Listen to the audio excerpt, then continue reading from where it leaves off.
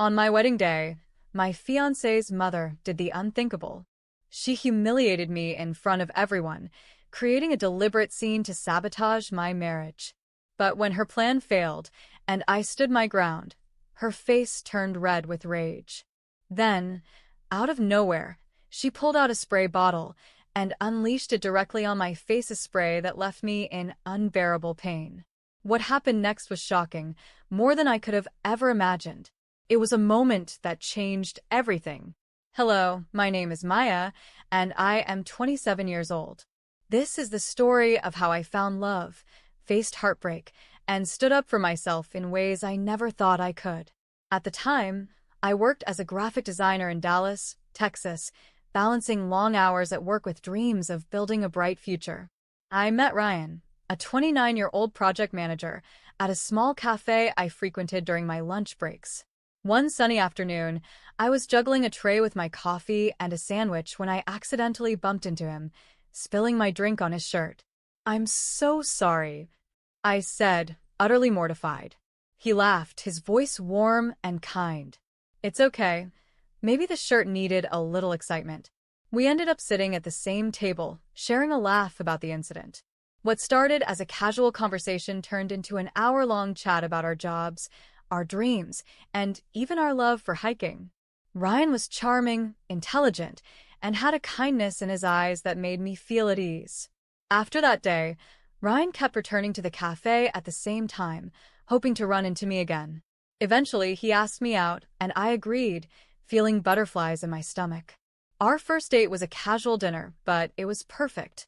Over the next few months, our bond grew stronger. I could see a future with him, something I hadn't felt with anyone else before. After 6 wonderful months of dating, Ryan decided it was time for me to meet his mother. Although I was excited, I couldn't shake the nervousness. Ryan had always spoken highly of his mother, Elaine, but I could sense a hesitation in his tone whenever the topic of me meeting her came up. The day finally arrived, and we drove to her house in a quiet, upscale neighborhood in Houston, Texas. As we pulled up to the driveway, I took a deep breath, smoothing my dress and mentally preparing myself. Elaine greeted us at the door, her sharp, discerning eyes scanning me from head to toe.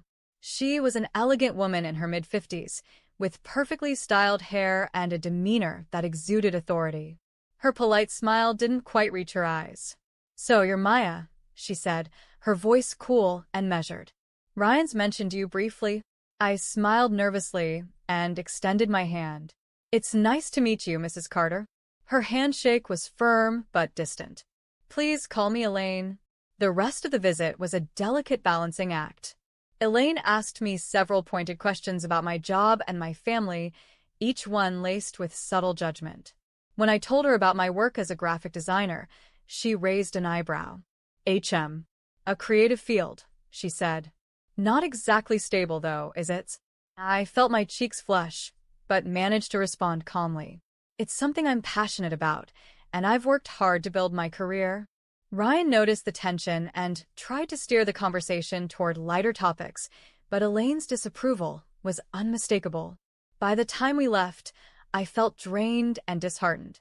"She doesn't like me," I told Ryan as we drove away. "She just needs time," he reassured me. "She'll come around once she gets to know you." Despite the rocky start with Elaine, my relationship with Ryan continued to flourish. Over the next few months, we spent more time together, and he became even more certain about taking the next step, marriage. However, Elaine's disapproval was a constant shadow over our happiness. Ryan eventually decided to have a serious conversation with his mother. One evening, after dinner at her home, he brought up his intentions to propose to me. "Mom," he began, his tone calm but firm, "I need to talk to you about Maya. I love her, and I've decided to ask her to marry me." Elaine's expression tightened. "Ryan, don't be hasty. Marriage is a serious commitment, and frankly, I don't think Maya is the right fit for this family." "Mom," Ryan said, his voice rising slightly, "you've barely given her a chance. She's intelligent, hardworking, and kind. You haven't even tried to get to know her." Elaine sighed, placing her fork down. "Ryan, I only want what's best for you. Marriage isn't just about love. It's about compatibility, lifestyle, background, values. Maya may be a nice girl, but she doesn't come from the same standing as us. Ryan stood his ground. I don't care about any of that. I care about who she is as a person, and she makes me happy. Isn't that what you want for me? Elaine looked at him for a long moment before reluctantly nodding. If this is what you've decided, I won't stand in your way, she said, though her tone was far from enthusiastic. But don't expect me to pretend I approve. Ryan knew this wasn't ideal, but it was the best he could get from her for now. He proposed to me the following weekend in the most beautiful and heartfelt way, and I said yes, without hesitation. I was overjoyed, but I couldn't ignore the lingering tension with Elaine. The day of our wedding was a beautiful spring morning in Austin, Texas, and I was filled with excitement and nervous anticipation. The ceremony venue was elegantly decorated, with flowers lining the aisle and soft music playing in the background. Ryan and I had chosen an intimate gathering of close family and friends to celebrate our love. As I got ready in the bridal suite, Elaine's presence weighed on my mind. Despite her initial reluctance, she had agreed to attend the wedding. I told myself that her opinion didn't matter as long as I had Ryan by my side. But deep down, I feared she might create a scene. My fears came true during the reception. The event was in full swing, and everything seemed perfect until Elaine approached the table where the gift envelopes were being collected. She picked up the small box where guests had been dropping monetary gifts and began inspecting it. "These are all the monetary gifts?" she asked loudly, drawing attention from nearby guests. Ryan and I exchanged confused looks. "Yes, Mom," he replied. "Why?" She fixed me with a sharp stare. "Traditionally, all monetary gifts from the wedding belong to the groom's family. It's a sign of respect for the family that raised him." I blinked, stunned. "Elaine, that's not how we planned it. The money is meant for Ryan and me to build our future together." Elaine's expression hardened. "That's not how it works in our family," she said coldly. "You're marrying into the Carters, and you should respect our traditions. This $20,000 isn't yours." Her words carried through the room, and I could feel the eyes of our guests turning toward us. My face flushed with embarrassment, but I stood my ground. "With all due respect, Elaine," I said, keeping my voice steady, "these gifts were given to us as a couple. Ryan and I will decide how to use them." Ryan stepped forward, placing a protective arm around me. "Mom, let it go. This is our day, and the gifts are for us. Please don't ruin this moment." But Elaine was already fuming. Her face contorted with anger as she reached into her bag and pulled out a small spray bottle. "You think you can take what's mine and walk away?" she snapped. Before anyone could react, she sprayed the substance directly on my face. A sharp burning sensation spread across my cheeks and eyes. I stumbled backward, gasping in pain as my skin turned red and swollen. Tears streamed down my face as I cried out, the burning becoming unbearable. Ryan caught me before I could fall. "Maya," he shouted, panic and fury in his voice. "What the hell is wrong with you, Mom?" Elaine stood frozen, the spray bottle still in her hand, as gasps and murmurs filled the room. Guests rushed forward to help, but Ryan was already guiding me toward the exit. "This isn't over," Ryan said to his mother, his voice cold with anger. "You'll pay for this." Ryan rushed me to the nearest hospital, my face still burning from the spray. Tears streamed down my cheeks, and the swelling made it difficult to see clearly. I clung to his arm, my heart pounding from pain and shock. When we arrived at the hospital, the staff immediately attended to me. A nurse gently cleaned my face and applied a soothing ointment while the doctor examined the reaction. "You're experiencing a severe allergic reaction to whatever substance was sprayed on your face," the doctor explained. "We'll give you medication to reduce the swelling and manage the pain, but you'll need to rest for a few days." Ryan sat beside me, holding my hand tightly, his face a mixture of anger and worry. "Who would do this to you, Maya?" the doctor asked. "My mother-in-law," I replied, my voice hoarse. She sprayed something on my face during our wedding reception." The doctor's expression darkened. "You should report this to the authorities. This isn't just assault, it's outright cruelty." Ryan nodded firmly. "Don't worry. She won't get away with this. After ensuring I was stable, Ryan stepped out of the room to make a call. When he returned, his expression was grim but resolute. "The police are on their way," he said. "Mama's crossed a line, and she needs to be held accountable." Later that evening, 2 police officers arrived at the hospital to take my statement. I recounted the events in detail, explaining how Elaine had caused a scene over the $20,000 wedding gifts and escalated the argument by using the spray. "She brought that spray with her intentionally," I said, my voice trembling. "This wasn't an accident, it was planned." Ryan backed me up, providing his own account of the incident and the guests who had witnessed it. The officers assured us that they would investigate and take appropriate action.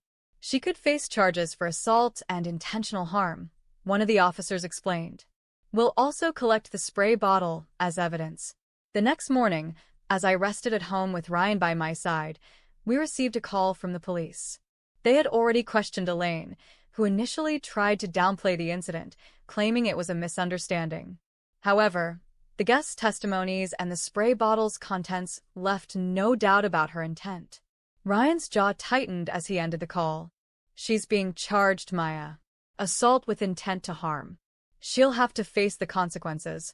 Despite my pain, a sense of relief washed over me. Elaine's actions had caused me so much suffering, but justice was finally within reach. A week after the incident, Elaine faced her first court hearing. The evidence was overwhelming: testimonies from guests, the spray bottle containing the allergenic substance, and medical reports documenting my injuries left no room for doubt. The judge listened to the case carefully, acknowledging the gravity of Elaine's actions. "This is not just a family dispute," the judge said sternly. "This was a calculated act of harm meant to inflict pain and humiliation on the victim." Elaine was found guilty of assault with intent to cause bodily harm. She was sentenced to 6 months in prison and fined $10,000 for the damages. The judge also issued a restraining order, prohibiting her from contacting me or attending any future family events without prior consent. As Elaine faced the consequences of her actions, I focused on healing, physically and emotionally. The swelling on my face gradually reduced, but the emotional scars took longer to mend. Ryan was my rock during this time, constantly reassuring me that none of this was my fault. "You're stronger than you think, Maya," he said one evening as we sat on the couch. "We've been through so much, but we're still standing. I'll always protect you, no matter what." His unwavering support reminded me why I had fallen in love with him in the first place. Despite the chaos surrounding the wedding, Ryan and I decided to move forward with our lives. A month after Elaine's sentencing, we held a small, private ceremony with only our closest friends and family. It was simple but beautiful, filled with love and joy, everything our first wedding should have been. As we exchanged vows, I felt a sense of closure. The pain and humiliation caused by Elaine no longer defined us. We were stronger than ever, ready to start this new chapter together. Months turned into a year, and life for Ryan and me had settled into a beautiful rhythm. Our small ceremony had given us the fresh start we desperately needed, and we were finally able to focus on building our future. I had even begun volunteering with an advocacy group, sharing my story to help others. For the first time in a long while, I felt truly at peace. But that peace was tested when Ryan received a letter one afternoon. He walked into the living room, the envelope in his hand, his face a mix of confusion and tension. "It's from my mom," he said, sitting down beside me. I froze. Elaine. It had been a year since her sentencing, and during that time, we had no contact with her. Her presence, or lack thereof, had allowed us to heal. I could still remember the sting of the spray and the humiliation she had caused me on what should have been the happiest day of my life. "What does she want?" I asked, my voice cautious. Ryan opened the letter and read it silently before handing it to me. Elaine had written about her regret, claiming she had time to reflect on her actions while in prison. She apologized for her behavior, writing, "I now realize how wrong I was, and I deeply regret the pain I caused you both. I want to make amends and hope to be part of your lives again." I looked up at Ryan. "Do you think she's serious?" He sighed, rubbing his temples. I don't know. This doesn't erase what she did, Maya. But she's still my mom. I don't know if I can just ignore her. The letter left us both conflicted. Ryan wanted to believe that his mother had changed, but I couldn't forget the pain she had caused me. The memory of her actions still lingered like a shadow over our lives. For days, we debated whether to respond. I don't want her to hurt us again, I said one evening, my voice trembling. But I also don't want to be the reason you lose your mother forever.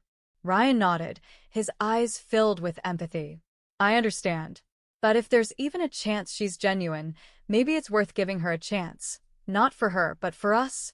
Finally, we agreed to meet her, but on our terms. I insisted it happen in a neutral, public place, with clear boundaries set beforehand. We met Elaine at a quiet cafe in the heart of the city.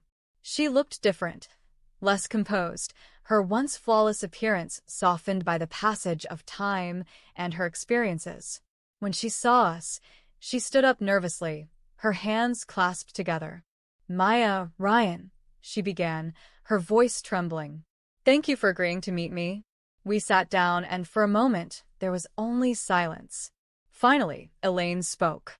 I know I can't undo what I did, she said, her eyes welling with tears. I was blinded by my pride and my own insecurities. I lashed out at you, Maya, because I felt like I was losing my son. But I see now how wrong I was. You're a wonderful woman, and Ryan is lucky to have you. Her words surprised me. They felt genuine, but the pain of the past was still fresh. Elaine, I said, my voice steady, what you did was more than a mistake. You hurt me deeply, not just physically but emotionally. It's not something I can easily forget. Elaine nodded, tears streaming down her face. I know. I don't expect forgiveness overnight. I just want a chance to show you I can be better. Ryan turned to me, his expression conflicted. This was a moment we hadn't fully prepared for. The decision was mine to make, whether to allow Elaine back into our lives or to maintain the distance that had given us peace. I took a deep breath, steadying myself as Elaine's words lingered in the air. Ryan sat beside me, waiting for my response, his hand gently resting on mine. The weight of the decision pressed on me. I could see the genuine regret in her eyes, but the scars of her actions still felt fresh. Elaine, I began, my voice firm but not unkind, forgiveness isn't something that comes easily. What you did caused so much pain, not just to me but to Ryan as well. You almost broke us. But I paused, glancing at Ryan, who gave me a small, encouraging nod. I'm willing to give you a chance to prove yourself. That doesn't mean everything is forgotten, but it means we're willing to start somewhere. On one condition, there will be clear boundaries. If you ever disrespect or hurt us again, there will be no second chances. Elaine wiped her tears with trembling hands, nodding vigorously. Thank you, Maya. I promise you, I'll do everything I can to make this right. The first few months after the meeting were cautious but hopeful. Elaine respected our boundaries, keeping her interactions with us light and infrequent. She wrote letters of apology, not just to me but also to Ryan, acknowledging how her actions had hurt him as well. She even sought therapy to address her issues, something Ryan later told me was a major step for her. While I wasn't ready to completely trust her, I appreciated her efforts to change. 6 months after Elaine's release, Ryan and I hosted a small dinner to celebrate our first anniversary as a married couple. It was the first family gathering we'd had since the incident, and I was hesitant about inviting Elaine. But Ryan assured me she'd been on her best behavior and genuinely wanted to celebrate with us. Elaine arrived with a thoughtful gift, a scrapbook of our wedding photos and memories, something I never thought I'd see from her. I know our wedding day didn't go as planned, she said quietly, but I wanted to honor the love you two share. Her gesture brought tears to my eyes. It wasn't perfect and it didn't erase the past, but it was a step toward healing. Over time, Elaine's efforts to rebuild our relationship bore fruit. While I remained cautious, I began to see glimpses of a different side of her, a woman who was trying to learn from her mistakes and mend the bonds she had almost destroyed. It wasn't a perfect fairy tale ending, but it was a beginning. Ryan and I continued to grow in our love and partnership. The hardships we faced only strengthened our resolve to build a life rooted in respect and kindness. Together, we learned that forgiveness doesn't mean forgetting, but finding a way to move forward without letting the past define us. Elaine's reconciliation wasn't easy, but it taught me that sometimes, even the deepest wounds can heal with time, effort, and boundaries. As Ryan and I looked ahead to our future, we knew we had built something unshakable, a life filled with love, trust, and the resilience to face anything together. Thank you for reading this story. It's a journey of love, resilience, and forgiveness, showing that even in the darkest moments, there's a chance for healing and new beginnings. If you enjoyed this story, don't forget to like this video to show your support. We'd love to hear your thoughts. Share your feelings, feedback, or similar experiences in the comments section below. Your input means so much to us. And don't forget to subscribe to our channel for more stories like this, filled with drama, lessons, and inspiration. Hit the notification bell so you never miss an update. Thank you for being part of our community.